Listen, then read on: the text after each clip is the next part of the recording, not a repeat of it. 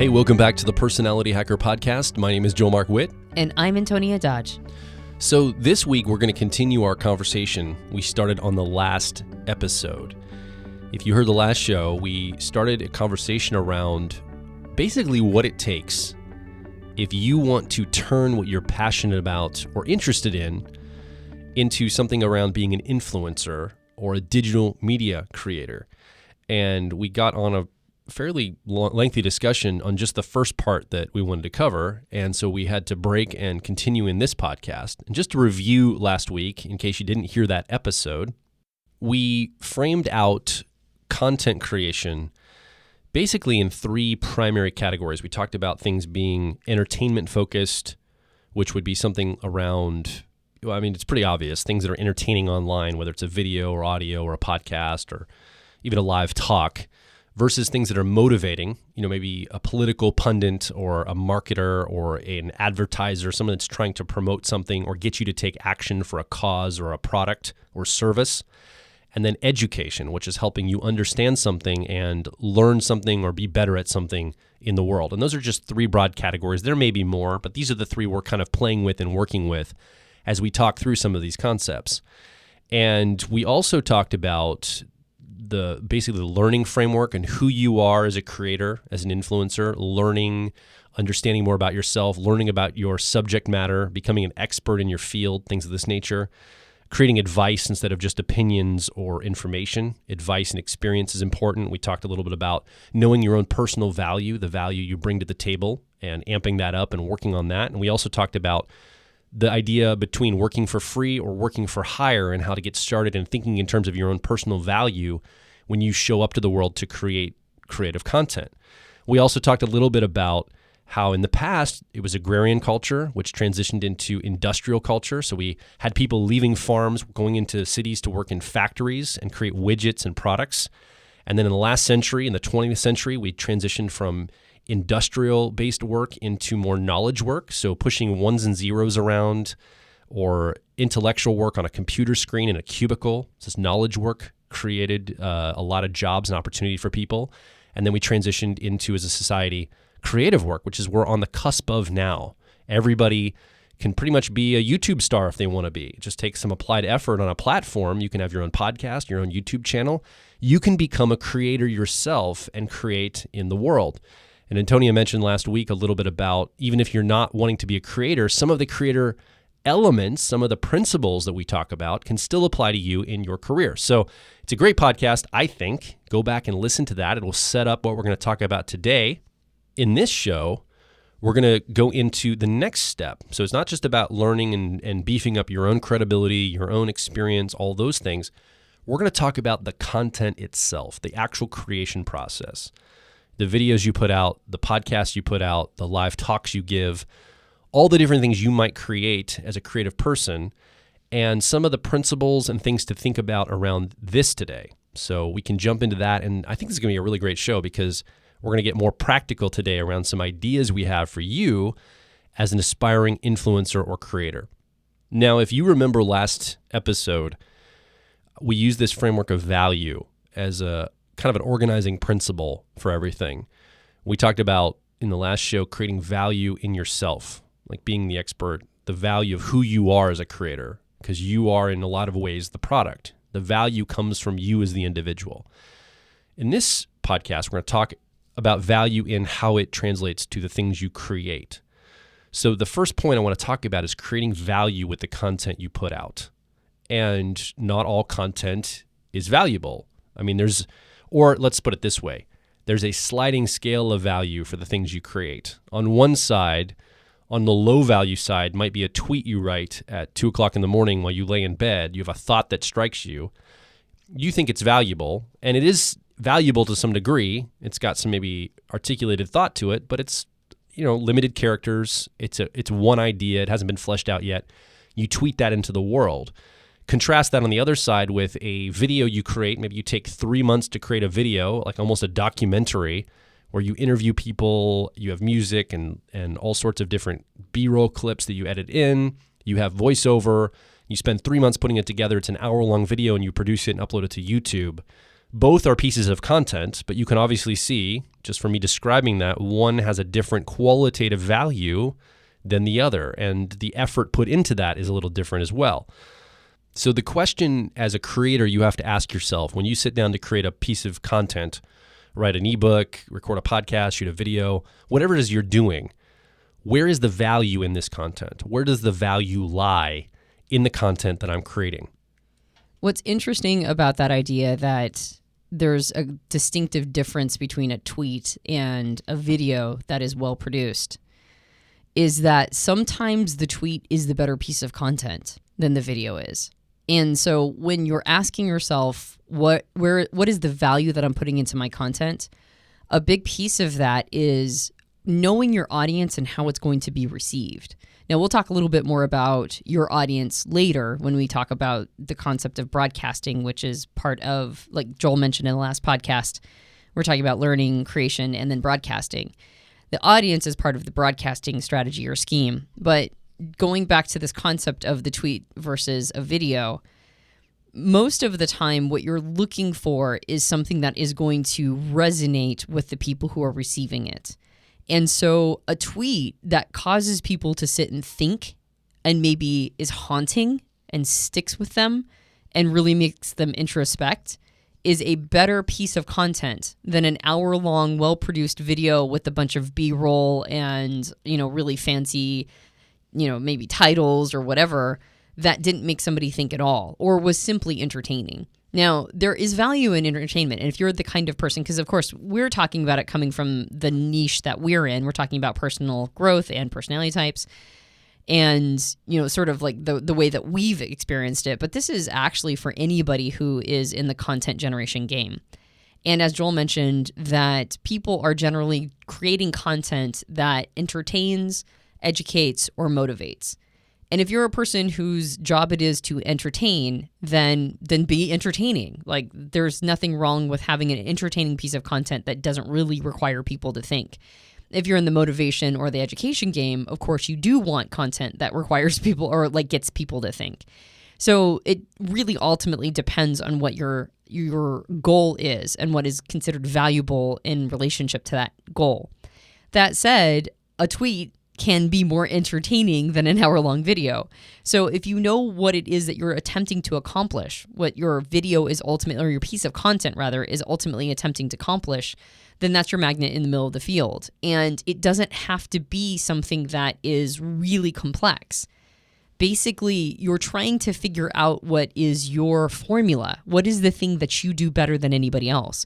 What are you infusing to this piece of content? You already know who you are. You already know that you need to become in alignment and congruent with your messaging and the kind of thing that you're trying to put out. You already know that you're in a industry. It doesn't matter what industry you're in. Content generation industry, let's just pretend it's one huge industry, is a very noisy place. And so knowing your value, knowing what you're putting out into the world, knowing that you're coming with, as a congruent individual with whatever your message is, whatever you're attempting to do, now that you understand and have improved yourself and put yourself at, as a perpetually and constantly improving person and content creator, now you have to infuse that into your content. That doesn't mean it has to be perfect the first time through. In fact, it's going to be very, very messy early on. I would argue it's not just going to be messy. It's probably going to be embarrassing. That's how our content is. When I look back to old videos and old podcasts, it's a little cringy sometimes. Right? And that's just how it works. And that's okay because people enjoyed it at the time. And I think we've gotten better. And also not as many people enjoyed it because it was more cringy. And so it's going to not be that great the first time through, but that's okay because the quality of your content is going to get better just like the quality of you as an individual constantly improves. But that said, as Joel mentioned, there is a difference between a tweet and a video. And the way, or well-produced video, and the way we know that there's a difference is because one was a lot more labor-intensive. But the tweet that outclasses the video is the tweet that had just as much thought put into the tweet. So it's also a matter of pouring your own energy into it, putting your own time and resource into it. With the video, that might have been the time put into the production value. With the tweet, it might have been the time and the labor over many years of understanding something to a point where you can articulate it or re-articulate it in such a simple way that it's sticky with your audience. So all really high value content has labor behind it, regardless of whether or not it's the labor of production or the labor of thought, and whether or not it's the culmination of many years of wisdom and figuring things out, or the culmination of becoming better and better as you produce these things. Really high value quality content is going to always be labor intensive in some way. That's how it's valuable. Because if it's easy, if it doesn't have a lot put into it, if it doesn't have a lot of you or a lot of time or a lot of effort put into it, then it's just like everybody else's. And again, this is a noisy space. So when you think in terms of valuable, high quality, valuable content, recognize that means that there's always going to have to be pieces of you, meaning your labor or your time, your thought or your identity or whatever. Pieces of you have to get baked into this content. It has to infuse into this content in order for it to really resonate with your audience. So the reframe here in a lot of ways is it's not about what content it is, not a video versus a tweet, these things. And it's not even the quality of the content on a vertical scale. Like, I and I think you too, Antonia, we both look toward pushing our content higher on a vertical scale of quality, how we define that and how we think our audience defines that. You mean like in terms of slickness? Yeah, in like so production value. Exactly.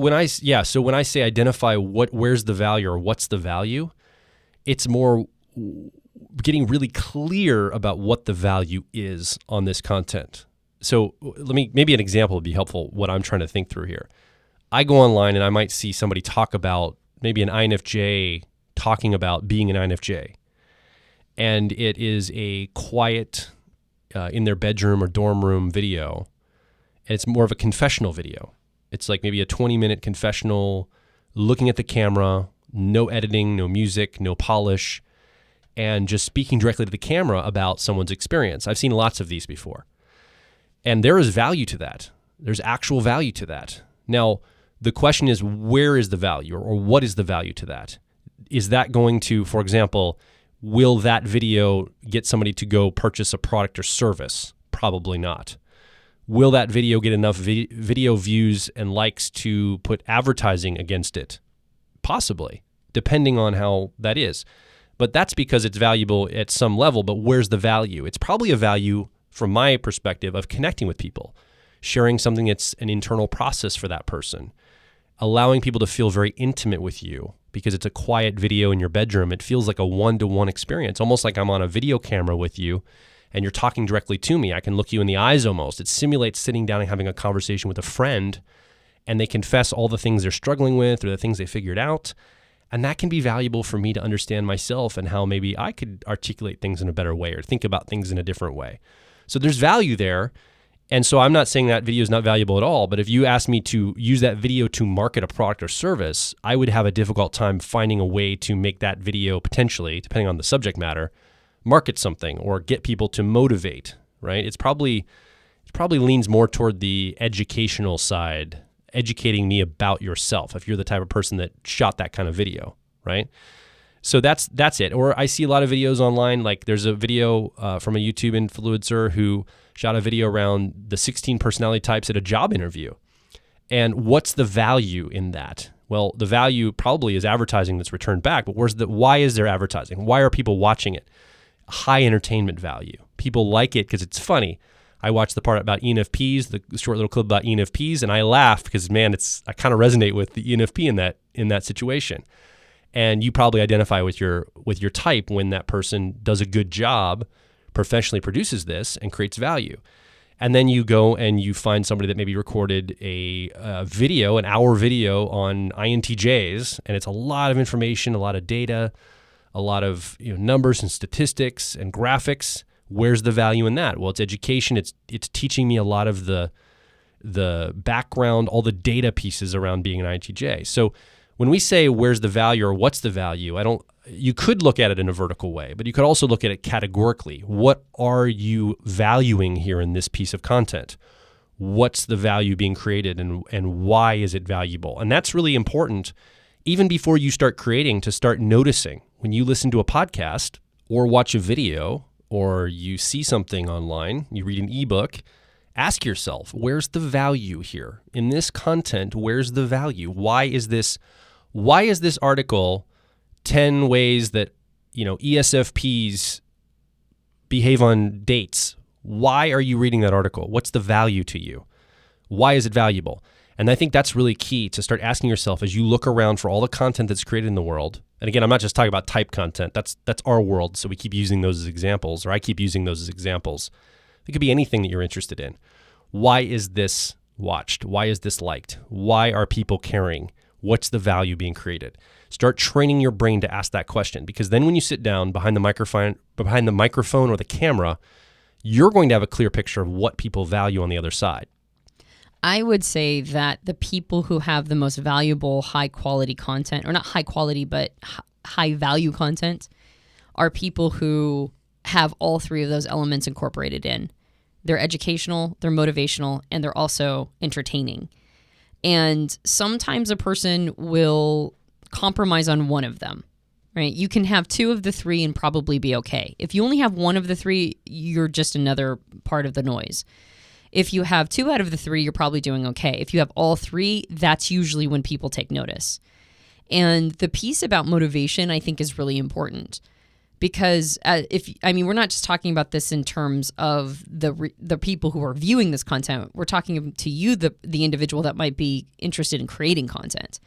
And the reason why motivation is so important is if you want to do value exchange, if you eventually want to get to a place where other people are paying you, for your time and your service of providing this content for them, then if you're motivational, you can encourage them and motivate them to reciprocate, to have, value reciprocity, where now they want to give you money because you did this thing that was so powerful for them that it's like a law of the universe. When an individual believes that another person has impacted them so much, they want to do something for that other person.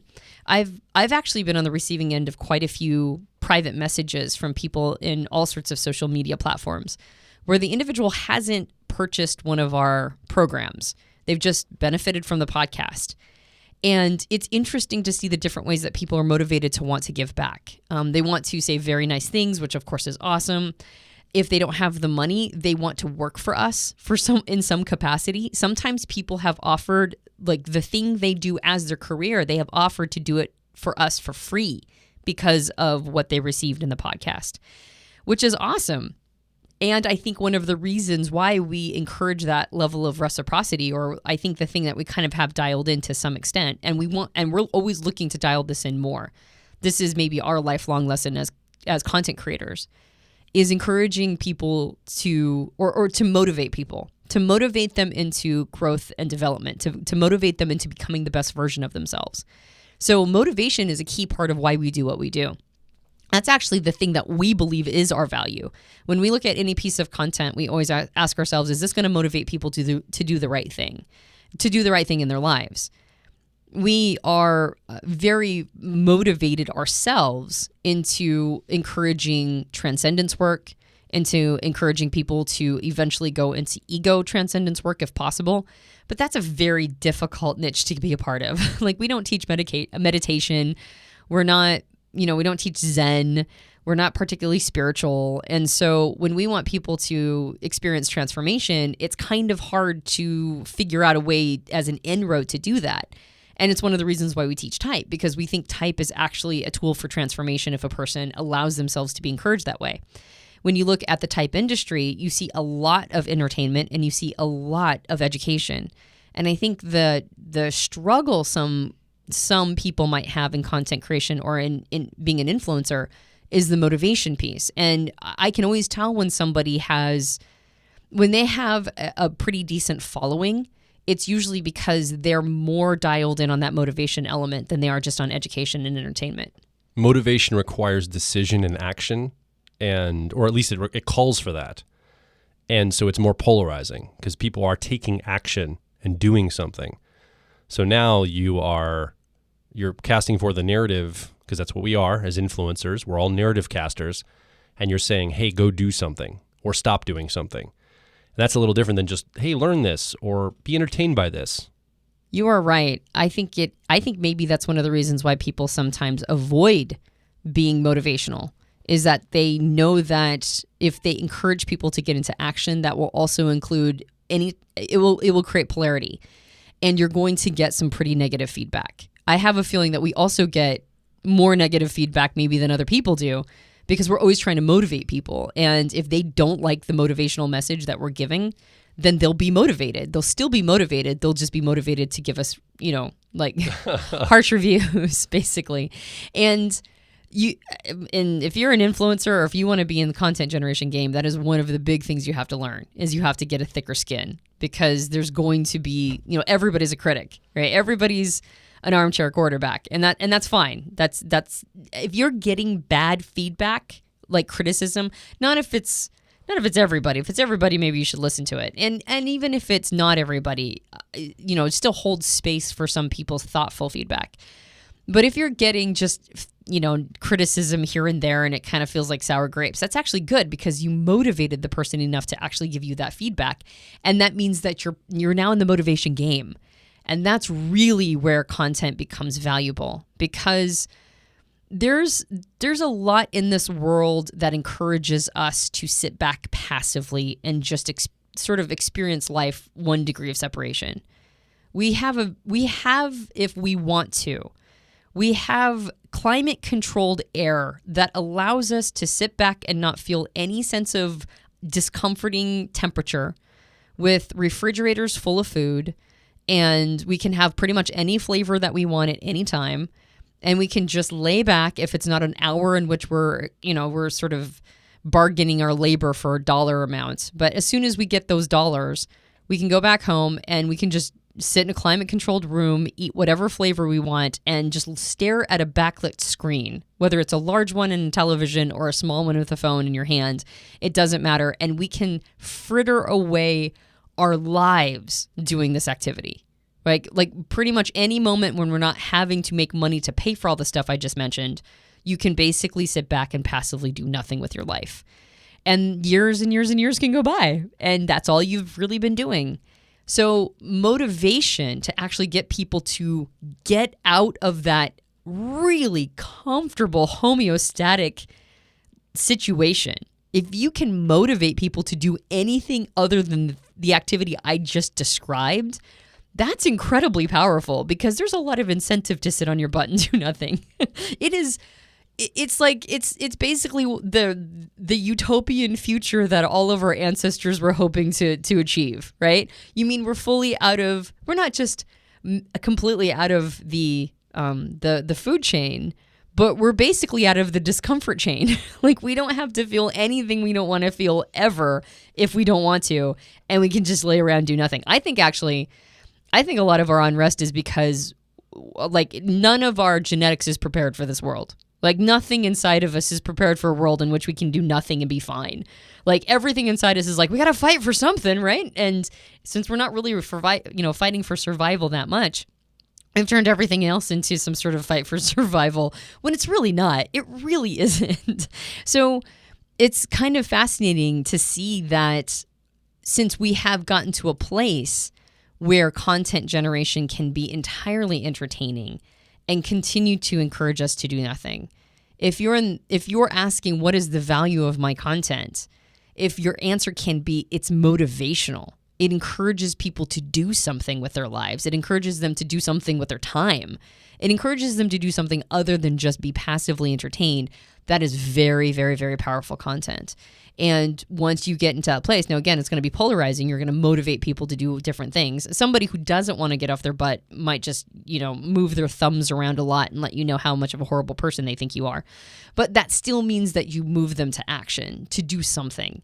And if you can move people into actions, particularly the ones that they know are good for them, but they can't seem to get the motivation to do it themselves, and they're borrowing it from you, or they're borrowing some of your discipline, or you're just getting them to do stuff that makes them feel better as people, man, that the level of value exchange that people want to give back to you is extraordinary.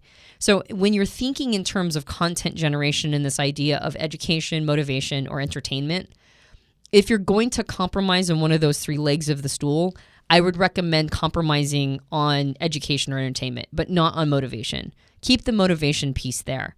And things can be entertaining and motivational. They don't have to be highly educational. I think about many years ago, Tony Robbins and Oprah Winfrey like collaborated on this thing, this like 2 hour, I don't know, or maybe it was even a 1 hour broadcast on basic TV. This is probably 10, 15 years ago. It's been forever ago. And when I watched it, I remember thinking that it was, I think I had just read Awaken the Giant Within, which is Tony Robbins' just masterpiece work, in my opinion. And all they were talking about is the difference between fear and love. The whole hour was just the difference between, are we living a life of fear or are we living a life of love? And we're talking not even scratching the surface of the content I had just read in Awaken the Giant Within. So it was primarily entertaining, quite honestly. It wasn't highly educational, not with the chops that both of the two of them have to really truly educate. It was entertaining, but it was very motivational. And at the end of it, I was like, yeah, maybe I should probably be doing some of the stuff they're talking about. And I had just read Awaken the Giant Within, which is filled with models and it was incredibly educational. So it doesn't have to be super educational to be motivating. If it's not, though, you want it to be entertaining. You want it to have a polish to it that gives a level of credibility where you can be motivated and not think, well, this person's just like, kicking on a camera in their bedroom. You want it to have some polish if it's not going to have high education. What's interesting, if you go the other direction, if you decide to be more on the education level and motivation and less on entertainment, you can get away with a lot less polish. In fact, it doesn't have to be polished at all. Like you can, if you are saying things that really hit people and resonate and fill their brain and make them really think, and it's also motivating. Do some people care what it looks and sounds like, but most people don't really care because you provided something that they couldn't provide for themselves. I think it's well said. And the other thing that looking at the content itself and asking where the value is, it's going to start training your brain to look for business model or business model thinking, I should say. So it's easy. Like the aspect of what you probably think right now as an influencer, the business model you think is, well, I put my stuff up on a YouTube channel or I get it on iTunes and I get sponsorship or advertising and maybe Patreon, like somebody donating, monthly, or a lot of people donating monthly to support your work. Those are pretty much most of the business models people think: sponsorship, advertising, and donations. And I would argue there's a bunch more business models out there that aren't just those things around content. As an example, we don't have advertising yet on this podcast. We've done it for almost 6 years now at the time of this recording, and we've never had advertising. And yet this is one of the primary drivers, one of the primary things we do in our business, because our business model is different than the advertising model that you see in most podcasts. When I listen to the Joe Rogan podcast, for example, or the Tim Ferriss podcast, there's like 7-8 minutes sometimes, up to 10 minutes of advertising before their shows even start. And so there's a different business model there with that podcast. And depending on what you're doing, the business model will emerge with the value of the content you're creating itself. So entertainment valued content typically has to be value exchanged with advertising or sponsorship. Just the nature of it. Now, unless you're talking about something like HBO where people subscribe to it, you have a subscriber, or a movie theater situation where people go to see a movie, most content that's for free is advertised driven. That's entertainment focused. But when you get into things like motivational, that could be more sponsorship, where you've got maybe a company or political entity or a religious-based somebody sponsoring that content. I know Chipotle years ago sponsored a short video series online to promote Chipotle burritos and their business, and they created a whole narrative-focused entertainment level things, but it was also motivating you to go buy Chipotle, right? So it was motivational. There was a company sponsoring it. And then around the education side of things, this is where the business models start to get more creative, where you can have premium programs, digital programs, courses, products that you sell online that the media you create can point people back to, almost like the media itself is an advertisement in a way. And that's kind of how this podcast has ended up. In a lot of ways, we give out really great, well, I think we give out really great content, and people like it. And they say, you know what? If their content on the podcast is good, I bet their digital courses and products are pretty stellar too. Let me go check those out. And we drive you over there to our premium content. And if you decide to invest, then there's even more quality and more content and more value to you when you do a value exchange for those programs and products and services. That was an intentional choice on our part, not to be advertising driven. And this is key because we know the value of our content. We know where the content is valued and how it's valued. And if we're not clear on that, sometimes we pause and say, okay, why are we doing this? Where's the value add for people? And it's also very asynchronous for us too. And when you understand where the value is, sometimes you can understand that some things are a loss lead, or they lead people down a road of later value exchange. So, we have the free podcast that we promote and put out. You get to enjoy that. Maybe you come and invest in a smaller program or product at, $60 to $200. You like that. And then eventually you escalate to where you invest in multiple thousands of dollars in our profiler training program, for example, because you've built a relationship with us over time. And we watch how the content is building that relationship over time, and we know the value that we're creating in that content. So as you watch for this, you're going to see business models emerge, and you're going to train your brain to see where the value exchanges can happen for the next thing we'll talk about in the future, as we start to unpack this more, the distribution, audience, and broadcast elements of all this. So this is really good for you to be paying attention to. I think one of the reasons why I like the business model that we use, even though some people it's interesting, some people get fussy. They're like, well, you're just trying to sell your products. I'm like, well, yeah. That's because we don't do advertising. And what's interesting is that I think we're almost inured to advertising. And so we're used to advertising. That doesn't feel weird to us, but it feels weird to have something that's a piece of content be the advertisement. And I don't think that this is strictly advertisement. This is honestly, we come at it, you and I have talked about it many times, Joel. We come at it that this is a gift that we give to whoever wants to listen to it. This is sort of our gift to the universe, right? Like if it's of value to people, here you can have it freely. And if you liked it, there's other things that we offer that have tuition behind them, and you can go check those out too. And so we're not actually expecting anything. If a person has only ever just listened to our podcast and that's the only thing they're ever going to do, well, they did pay something. They paid attention. So we did get something from them. They paid us attention, and we want to reciprocate with that attention by giving something that we hope is high quality for that attention. And also, we hope to do it so well. We hope that the quality is good enough so that the person feels like their attention was well worth it, and then some. And so then they'll go, want to continue to pay attention and pay some resource for some of the premium content. So this model just really works for us. It also, by the time you mentioned that we have a succession that we kind of, I wouldn't say we move people through necessarily, but it is the funnel, which is, you listen to the podcast or maybe read some articles or see us on YouTube videos, and then you're motivated to go maybe invest in one of the premium products, and then you get to a point where you like what we have to offer so much that you end up in profiler training. And that, of course, is going to be a smaller and smaller percentage of the population. But the people who end up in profiler training, that's actually who we think of as like our people, right? Like that's our community, because those people are, they're very bought in, right? Like they're highly invested. They don't just pay tuition for the program, but they come to our live events, right? We meet them, we engage with them, and we create relationships with them. Like it's not like we create friendships with every single person who comes to profiler training, because that would be literally impossible. But we do create an intimacy with our group, with those people, and we love them and they love us, and it's like this little community. And what's great about that is, I think when you go towards more of like an advertisement thing, then there's no steps toward a community or greater intimacy. When you have an advertising model, everybody is receiving the same content, and it's all sort of at the same level. Like you could have thousands upon thousands upon thousands upon thousands of people who are all engaged in your content, and they're all making comments on it. I think of this in like Joe Rogan.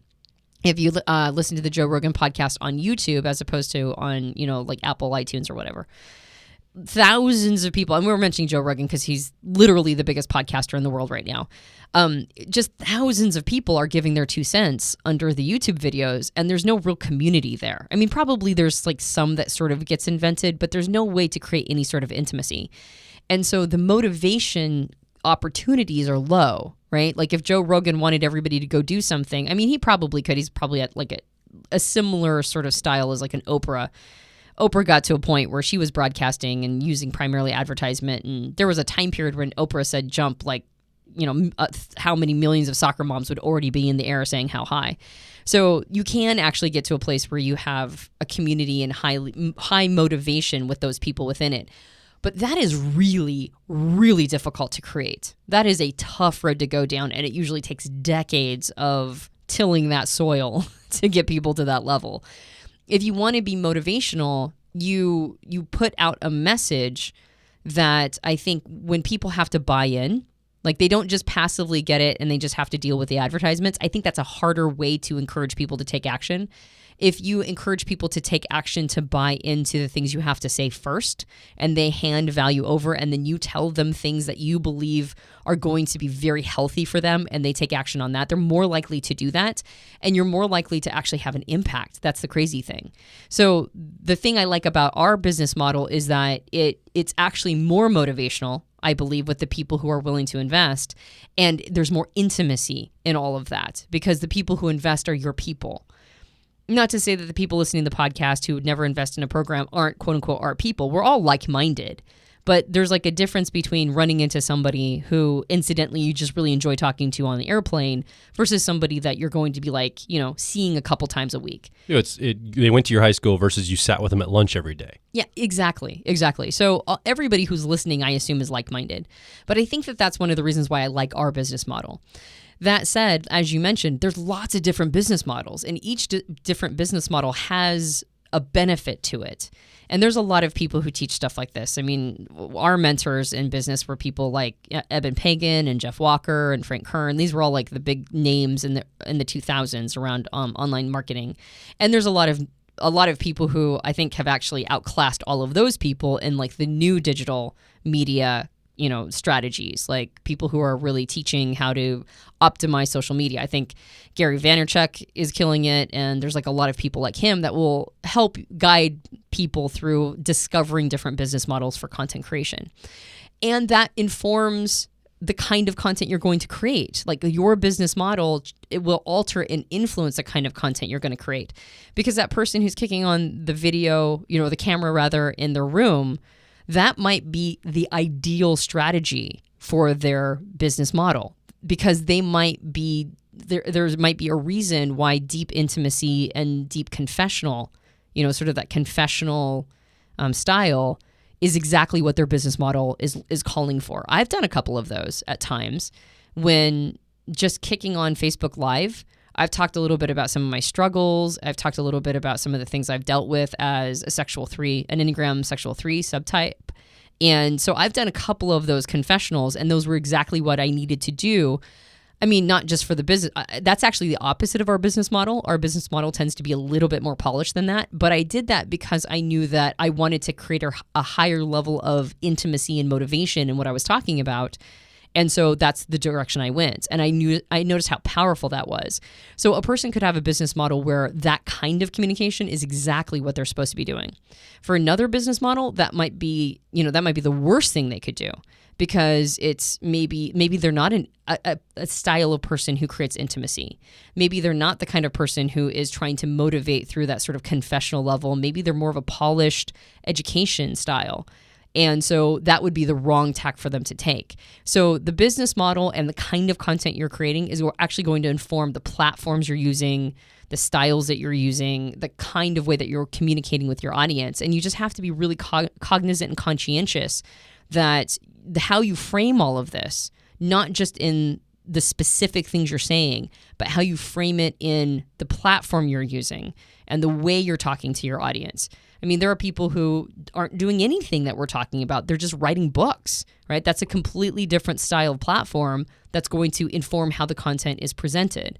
And then there are people who are just writing blog posts. That's going to be, again, a different style of model that's going to inform how their content is presented. So getting more savvy about all of this. Being an influencer, I think, looks really easy from the outside. It looks super, super, super easy from the outside. But every influencer that is worth their salt, anybody who's big has a ton of strategy behind this. They've really thought this through. They're not just at the top because, I don't know, they had the nicest ass on Instagram. Like, even that person, whoever that person is, they've got a strategy behind it. And it might seem really dumb or whatever, but it's actually, they've figured something out and they're dialing it in. So getting savvy about this and recognizing that there are like you can't just hope it happens. You've actually got to put some time, effort, and thought into all of it. And that's really when the content starts to create that reciprocity. I'm glad you mentioned Oprah and Joe Rogan, both of them. I think this is a good example of what I'm talking about doing, is looking at the value of their content. Now, I'm going to reference Oprah when she had her TV show, not the current Oprah, because actually I don't know what she's doing now. I'm unclear about that. I'm sure she's doing something. I just don't know what it is. But Oprah, seemingly they're doing the same thing. They're running a show that they release to the world. Now, Oprah's was on television and Joe Rogan's is on the internet in the form of a podcast. Joe Rogan's is lower production value. Oprah's is higher production value. So already you can see the differences in the quality of the content or the value of the content. But here's what I want you to pay attention to if you're listening.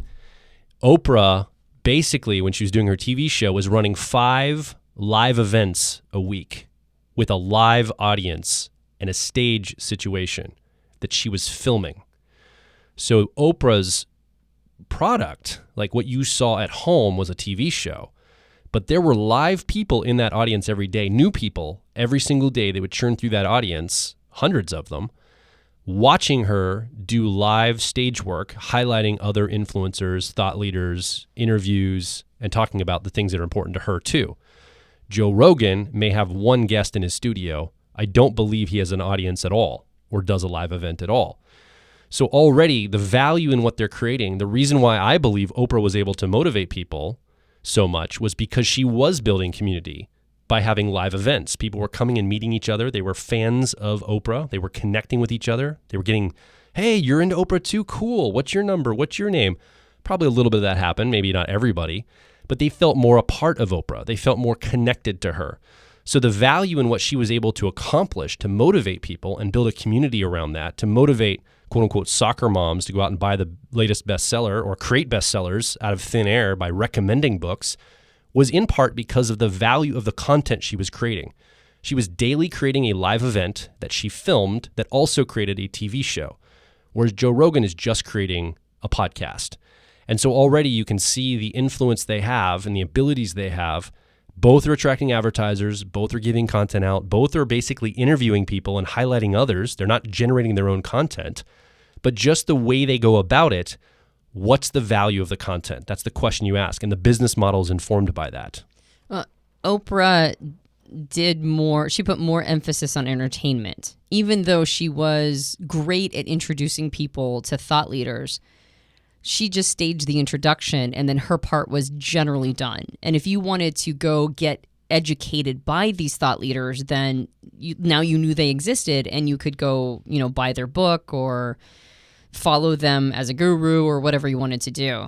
Whereas Joe Rogan's, his style is to default more to education, meaning that that's a very intense interview style. Sometimes it lasts up to 3 hours. And he's not just highlighting thought leaders, he's asking the questions that he believes his audience would want to have answered. And so you don't just get to get introduced to somebody that you now can go follow. You get to, by proxy, interview this person and have them talk about their authentic ideas and thoughts, like that you might be really truly interested in, that they don't ever put in any of their formal content. You get it behind the scenes, and you can tell when Joe Rogan, like when his fans are not happy with the interview, it's because he didn't ask the questions that they would have wanted him to ask.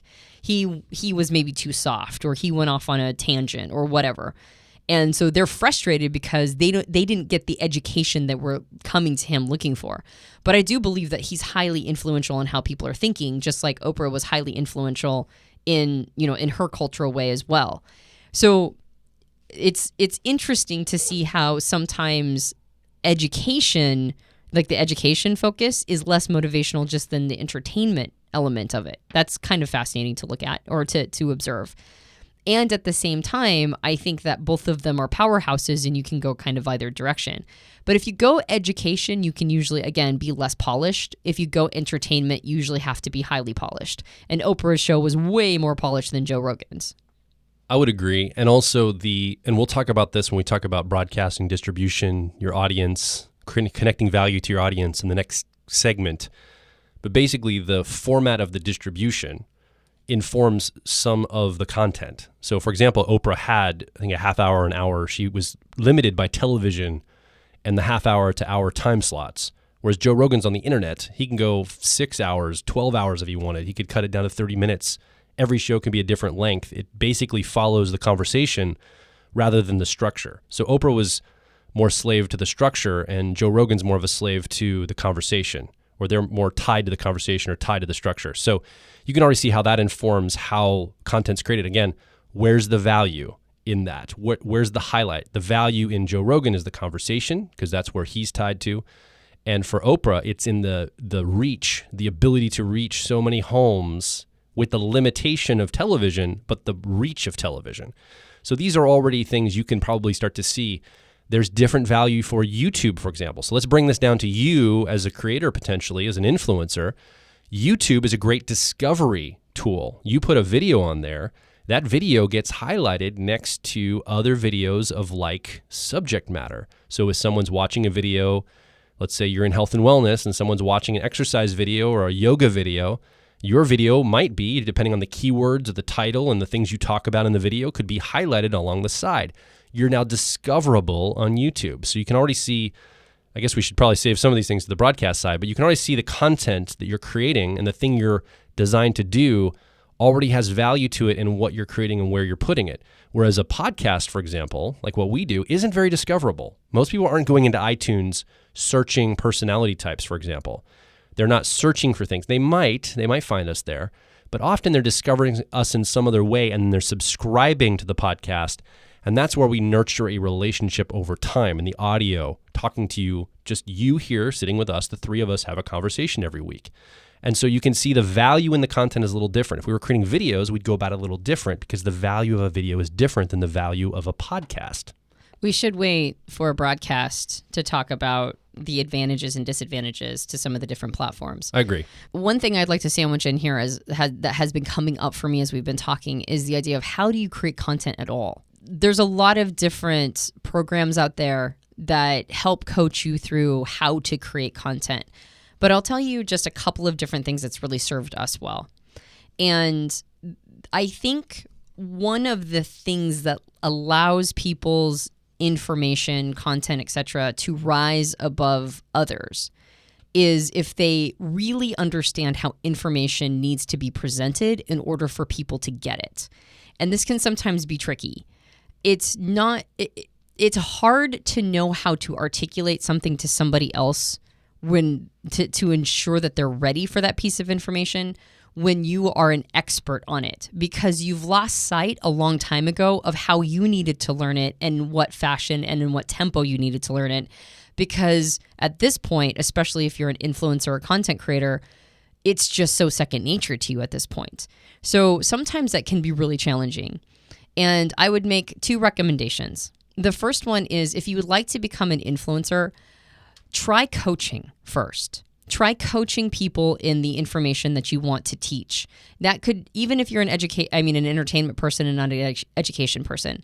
And by coach, I don't mean like set up a formal coaching practice. I mean, get really good at articulating to people who don't know very much about the subject. Ask them if they'd be willing to let you explain your subject to them. And get a lot of practice under your belt of talking about your subject one-to-one with people. See if you can get better, particularly people who might not be that interested in the topic to begin with. Get better and better at saying it to them in a way that excites them. Like they didn't know that this was something that was interesting to them to begin with, but just how you talked about it was the thing that made them excited. And if you don't succeed the first few times, if as you explain it to the person, they're just kind of like, I don't know, this is just not my cup of tea, or, whatever, it's fine. Or if they're like, yeah, it was good, then you're probably, unless you're talking to true believers who are just really happy to have anybody talk about that, they're just excited to hear anybody talk about that subject, you're probably not going to have as much of an impact as other people who have learned how to articulate in a way that excites people. Again, you want that motivation piece in there. So just practice talking to people one-to-one and getting to a place where you can explain some of the concepts that you want to share with others and see if you can get them excited on a one-to-one level. And then if you can, start modeling what you're doing. Ask them what were the kinds of things that got them excited. What were the kinds of things that you said that triggered them? What made them feel like this was kind of a cool thing and they never realized it? And model how you're doing it. Is it your inflection points? Is it the specific information you're bringing up? Is it that you're articulating things in a way that really strikes the other individual? Is it because you've organized the information well? Figure out what your strength is in content creation and then try to fill in some of those blind spots. You might be very good at articulating a point, but you might not be that great at making people excited. You might be really good at having enthusiasm and getting people excited, but they might not have heard anything you said, or it might have just kind of, sort of flown over their heads. So get good at explaining it on a one-to-one. Like, see yourself as basically a teacher first. And if you're an entertainer, that's fine too, but see yourself as a teacher first. And can you explain the concepts really, really simply? The other thing is I'd like to make a recommendation on how to organize and structure content that has really served us as podcasters. This is the thing that I brought to podcasting, because Joel's been in radio since he was like literally 12 years old. So the soundboard, the microphones, how it's edited, all that stuff is just expertise and, the learning that Joel brought. The thing that I brought was that and Joel's been doing emceeing and public speaking his whole life as well. But the one thing that I brought was organizing information. It's the thing that I've been doing since I was a little kid, is basically doing public speaking and giving talks and organizing information. Teaching. Yeah. I gave my first public talk. I gave my first on-stage talk when I was 4 years old. So, and it's just because of the context I was raised in and sort of the religion that I came from. And so that's one of the things I'm super grateful of, by the way, of my religious upbringing, is that it put me on stage in front of people teaching at a very, very, very young age. I didn't give my first talk at 4. I think I gave my first talk at 6, but that was the first time I was on stage. Anyway, the point of all of that is that I discovered sort of a formula that really served me, especially if I didn't have time to organize a talk or like write it out. Because of course I first started it by like writing all of my talks and having it be scripted. And I can kind of hear when podcasters are scripting their podcasts. Even if they're really, really good at reading a script, you can still kind of hear that they're reading a script. And I think that starting out with that is not a problem at all.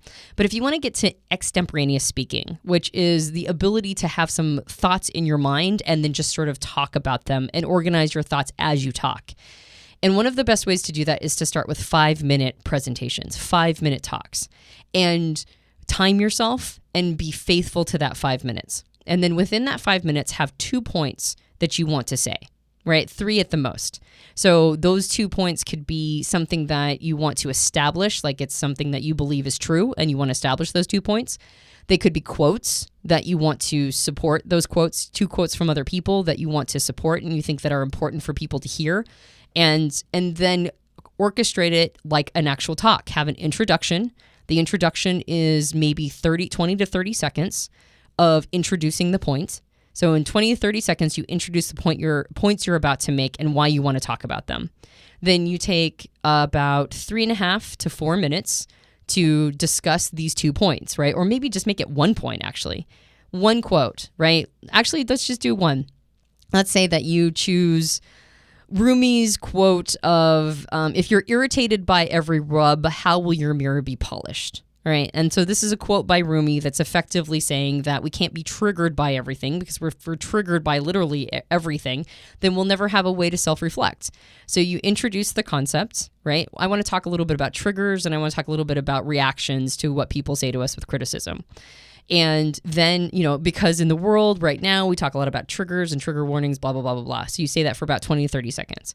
Then you spend the next 3.5 to 4 minutes, probably about 4 minutes, I would say, discussing that quote. So you introduce the concept, you say the quote, you spend about 3.5, 4 minutes establishing why that is a good point. And then you wrap up in about 30 seconds to a minute with a conclusion. So in conclusion, and then you tie the entire little talk that you gave into a bow. And you write this out. You can start out by organizing these talks with scripts if you'd like. That's a perfectly acceptable way to do it. But I would recommend that as you go, you wean yourself off of any sort of script or something that's written out, a manuscript, and you go into bullet points. And if you go into bullet points, then all you have to do after you've got your intro and your conclusion well in mind, all you do is just script out a couple of bullet points. You've got your quote. You've got maybe 1 or 2 things that you want to say about that quote that you think are really important. And once you've established that, then you have a conclusion of why you think that this is a good thing for people to hear about, and then you're done. And you keep it within 5 minutes, and you stay very loyal to that 5-minute mark. And then you give the talk to anybody who'll listen. Would you be willing to let me present to you something that I wrote that'll take exactly 5 minutes, and then you can tell me how I did?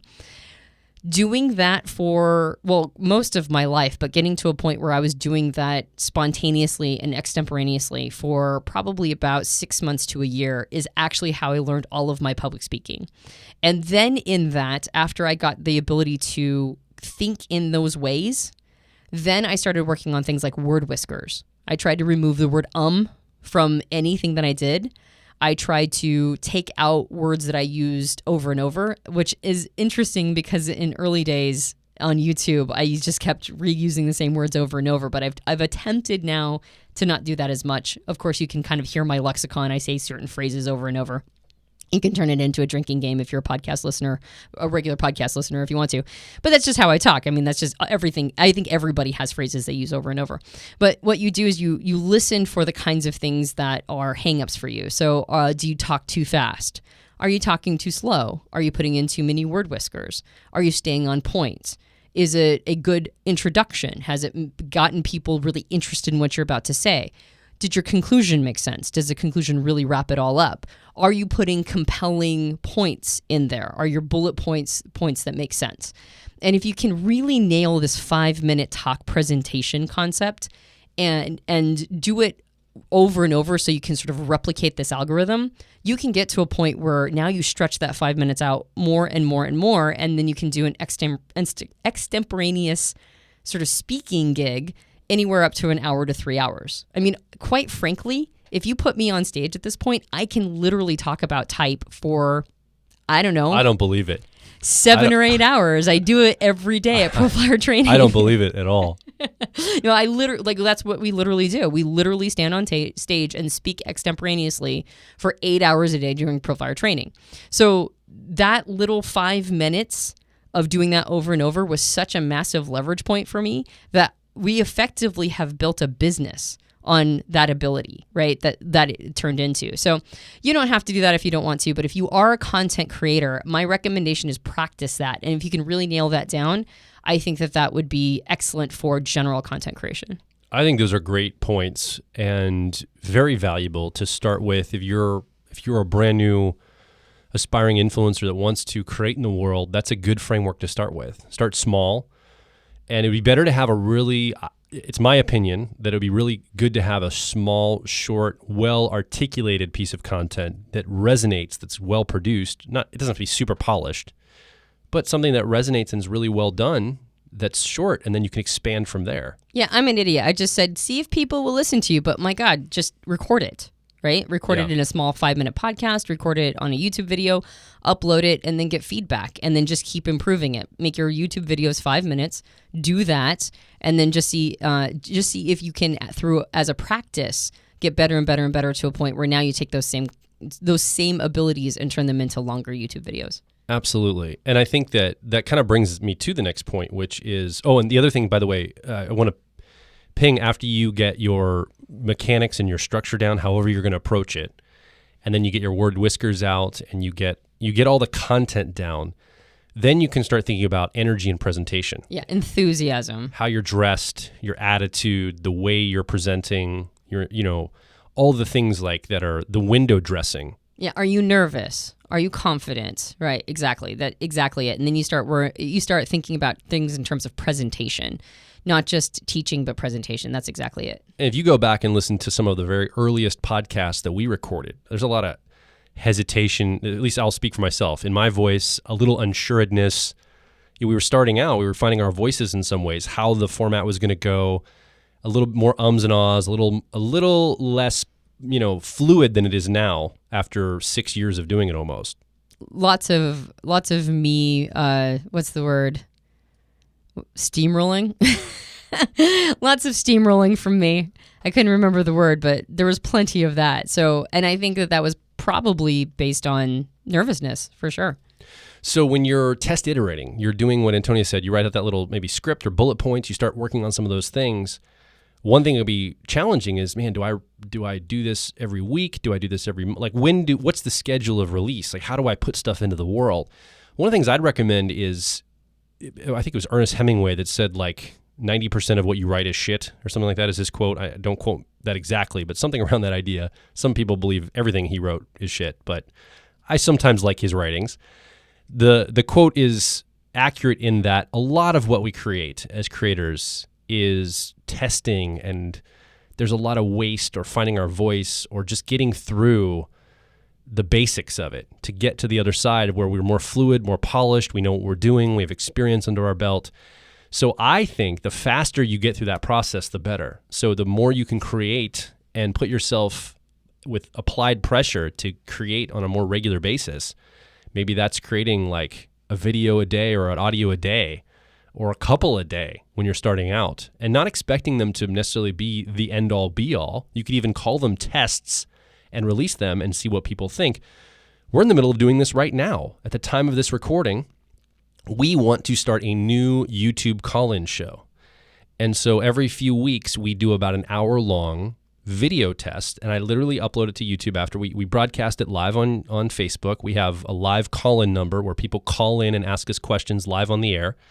We do it to a small group in our Intuitive Awakening group on Facebook. We broadcast live from our studio. We've got a really cool set we set up. We've got the audio line tied in with Cheris, our chief of staff, doing moderation for people calling in live. We've released 3 of these at the time of this recording, and I've literally on there said test number 1, test number 2, test number 3. And right now we're just figuring out the format and how we're going to do this. And we call it a test, and we're very honest about that. But we're figuring out this new format of this new show we want to create for YouTube. So I think that's really key, is don't feel like you have to have it polished out of the gate. We're not certainly going to do that. And we have an audience that actually shows up to this and listens and expects content there. And we do deliver content. We actually take live calls. We've taken actual callers and we've answered actual questions. And we've released this content, but we're just going through it, and it's you can watch them and they're a little wooden right now. We're still figuring some technical things out. The starts and stops are a little wonky. Some of the awkwardness, like the last one recorded, the audio levels were too low for our voices and the callers were up louder, and that has to be adjusted. So we were like, you know what? We're going to release this anyway. We're going to keep pushing and get this out of us. We're going to work through all those challenges as we create, and we're going to come at the other side with a new show that we're going to be able to release to everyone. This studio is cool, by the way, because we had our friends Christian Rivera and Molly Owens come, and Molly is great, and she set it all up for us, and it looks fantastic. So I just want to do a little shout out to them because they helped us quite a bit to establish that and set that up. Christian helped us with the tech piece. So thank you to them for helping us out. And as we test iterate this, then it's like the best part of it is the stuff that we didn't do yet. Right. But as we keep going, I think that we're getting better and better, and pretty soon we want to turn this into something that we're doing, maybe a season of them weekly, or maybe even at the very beginning daily, until we really ramp up. And I think that that's very common for, when we do content that we're trying to figure out, we immerse ourselves in it. We do it pretty much all the time. And then once we get our rhythm and kind of get our sea legs under us, then we start to pace it out a little bit more. When in the very early days, I think that we used to batch our podcasts like crazy. We'd record a whole bunch of them at the same time. And if we had any time that elapsed between when we were batching our podcast and the next time, we were so rusty. Now it kind of feels like we can just sort of walk in and turn the microphone on, and it's not that big of a deal. But in early days, man, it was just such a new thing for us. So if you are doing content creation and you're in a test iterate phase, which by the way, all content creation initially is test iterate. I mean, even now there's some test iterate. You can tell because our styles change over time. And so it's always a test iterate, but especially in those early days, let it be test iterate. The first month that we did the podcast, we had 300 downloads, and I was over the moon that 300 people had downloaded our podcast in that first month. That was crazy to me.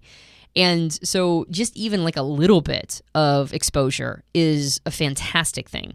So be willing to do that and then just really immerse yourself in those early pieces of content that you do. Just do it over and over and over and over and over again, and have it be okay if it sucks a little bit. It's fine if it sucks.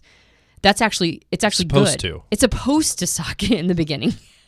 And then as you refine it and get better, then, like I said, we listen back to some of the stuff we did early days and it's a little cringy, but it's like, you know what? That was like 5 years ago and it was supposed to suck. So I'm super glad that we did it, because now we're at a place where I don't cringe as much when I listen to our podcast. I look at it as like a little time capsule for my introverted sensing, my 3-year-old and my personality type, to look and see where we've come from over almost 6 years. So I kind of look back and with fondness to see how rusty I was at one time. Yeah, kind of like a journal. Yeah, exactly. The final thing I would point to is when you're creating whatever you're creating, an ebook, audio podcast, video podcast, or video for YouTube or something like this, think in terms of being professional, not slick or polished.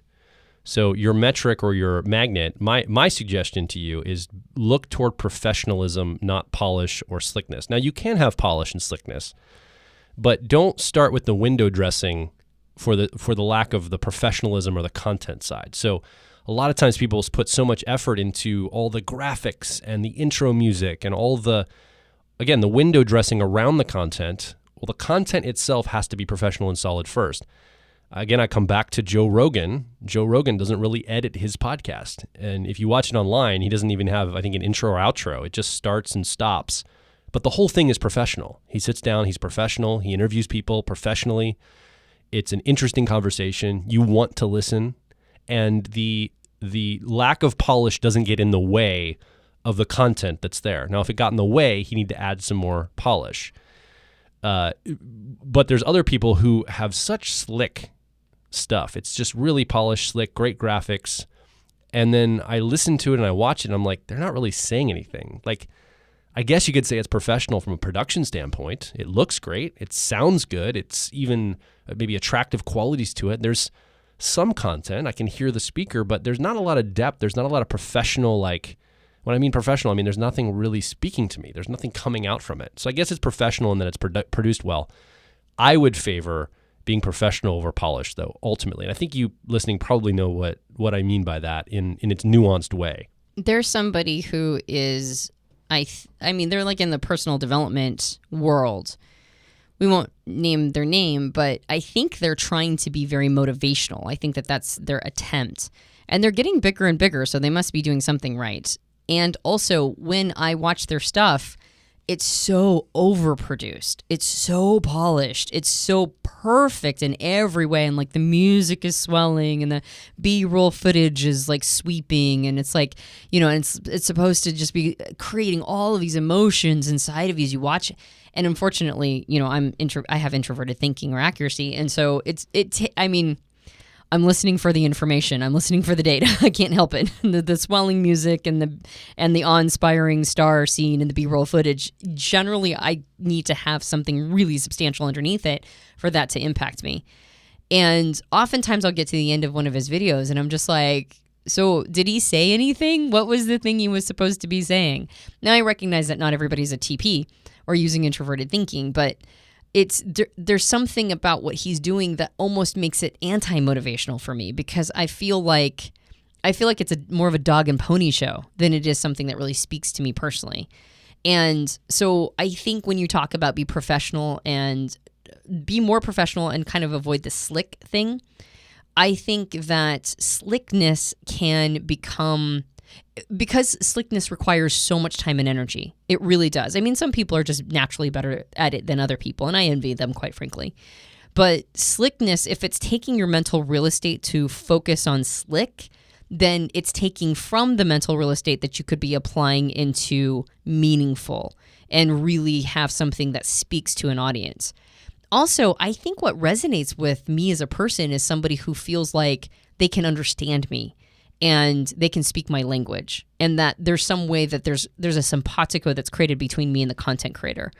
And if things get too slick, the slickness itself creates a barrier. It creates a distance between me and the person who creates it. And so when there's that barrier, I don't feel as much intimacy in the content. It's kind of like, I don't know, it's kind of like the difference between going to, like a 2-star Michelin restaurant and everything being just absolutely stunningly perfect and being really impressed by the food quality and the meal, but then going to your favorite sort of, like the hole in the wall that just makes this incredible, authentic food. And, sometimes the hole in the wall actually feels like it was a better experience than the 2-star Michelin restaurant. And there's a reason for that, right? One is supposed to be sort of a treat yourself experience that you don't do very often. And then the other one is supposed to be sort of like home. It's supposed to be the thing that you keep coming back to over and over, and the prices are so good you could go there 3 times a week. And that feels like a real experience. It doesn't feel surreal. So I think sometimes slickness can create almost like a barrier between the audience and the content creator. And if you're just trying to be impressive, like the 2-star Michelin restaurant is trying to be, then that's fine. If that is your goal to be impressive, that's fine. But if your goal is to really speak to the marrow of the bones of the people who are watching and really truly motivate, then just giving them what they want, right? Giving them that experience that makes them feel like they're at home and that they are there and it's intimate, I think is a much more powerful motivation technique. Yeah, so practical way to look at this is if you are shooting in your bedroom, that's cool. Like as an influencer, let's say you want to create more of that intimate space and you want to shoot in your bedroom, well, make sure you're not silhouetted, like light your face so people can see you. Like that's professional. It's not necessarily slick, but at least you can be seen, and make sure there's at least good audio so you can be heard and you're not rambling. So you don't have to go and build a whole video studio specifically to shoot video for YouTube. You can start with the tools you have. You can even start with a cell phone, a mobile phone. There's a camera on it. Just make sure people can hear you clearly, they can see you clearly, and you don't ramble. You get to your point. You talk in a way that speaks to people. Again, if you're looking to be a value exchange influencer, I don't care if you want to just do this for your own sake. I mean, that's not what I'm trying to speak to. It's people that want to turn this maybe into a value exchange or business or a way of creating value for yourself in the world or others. Think in terms of the professional levels of that. You want to bring that kind of professionalism. Yeah, your laundry isn't all over your bed. I think maybe actually the reason why the metaphor of the restaurant immediately jumped out at me is because it's kind of a similar experience. When you're taking in information, it's very similar to eating, right? You're consuming a meal. It's just a meal for the mind as opposed to for the stomach. And even if you're at like one of those hole-in-the-wall restaurants that's delightful and delicious and super authentic, if a cockroach runs by, it's going to destroy the meal for you. And so you want to make it so that there's not distracting elements in what you're doing. And like you said, if you can't hear or see the person, that's like not being able to taste the flavors. If there's laundry all over, it's kind of like watching, a cockroach run by. It's distracting. So you want to be professional enough to not have these elements be distracting away from the quality of the meal that you're preparing for them. And you're preparing yourself for future value exchange. You're thinking about future-proofing the work you do. So if you're going to sit down to create content, and let's say, this is another example. Let's say you sit down in your bedroom to create a piece of content, and the content is fantastic. You light yourself really well, and the audio is super clear. And a company approaches you and says, hey, can we buy that video from you and put it on our website? And you go, yeah, that'd be great. I would love to do that. So they buy the video from you, and then all of a sudden their legal department calls you and says, hey, I'm sorry, the deal's off. You had a bunch of products in the back of the background sitting on your dresser. They were makeup containers, or they were soda cans, or things that are a product in there that we can't promote on our website because they're not sponsors of ours, or they're different companies than we have as sponsors for our content. We can't use your video, I'm sorry. Or you put copyrighted music into your video, and you can't re-edit it. You lost the source file or something. So that's not professional. The usefulness of that video or that content is lessened because you're not thinking about how it'll be used later, right? So these are just some examples of what we mean by be professional and not polished. We don't mean it has to always look perfect. You can't start with the tools you have or the voice you have. Start small, start where you are, but think in terms of how this will be playing out to a broader audience as you create content. We spent a long time talking about just the content creation. Yeah. And I anticipated this might happen based on the last episode. So we're going to pause here. Let's wrap this up today and let's move into the next show. Let's talk about audience. Let's talk about broadcast, distribution, connecting the value of you as an influencer in person, the value of the content you're creating. Now let's talk a little bit about the value exchange. How does this resonate with the audience? Let's talk about the people you're talking to when it comes to being an influencer. How are you resonating with them? In the next show, we're going to go over some of the key principles and things that we think about, quite frankly, when we're talking with you on this podcast. You're here with us without a microphone, and the things we think about, thinking through how do we communicate, how do you hear what we say. Speaking of that, we do want to hear from you. So now's your chance. You don't have a microphone, but you do have a keyboard and a computer or a phone, hopefully, that you can come over to personalityhacker.com using that device, leaving a comment, asking a question, or sharing your story about what's resonating, what's coming up for you, what questions do you have. As we talk about these ideas, come over to personalityhacker.com, make your voice heard. If you enjoyed this podcast, you can subscribe to us on iTunes and various Android platforms. If you leave us a rating and review on iTunes, that is incredibly helpful to us because it establishes our credibility. It's a good thing if you want to feel some reciprocity. And also, you can buy our book because it's out and it's been out for a while. So if you don't have a copy of it, go get a copy of Personality Hacker. You can buy it at all the major book distributors, and also you can special order it from your local bookstore. If you leave a rating and review on Amazon for the book, or on Goodreads or other places where you can let us know how awesome you thought the book was, only if you thought it was awesome, don't lie. But if you do think it's awesome, let us know you thought it was awesome. That also helps us out a lot. My name is Joel Mark Witt. And I'm Antonia Dodge. And we'll talk with you on the next Personality Hacker podcast.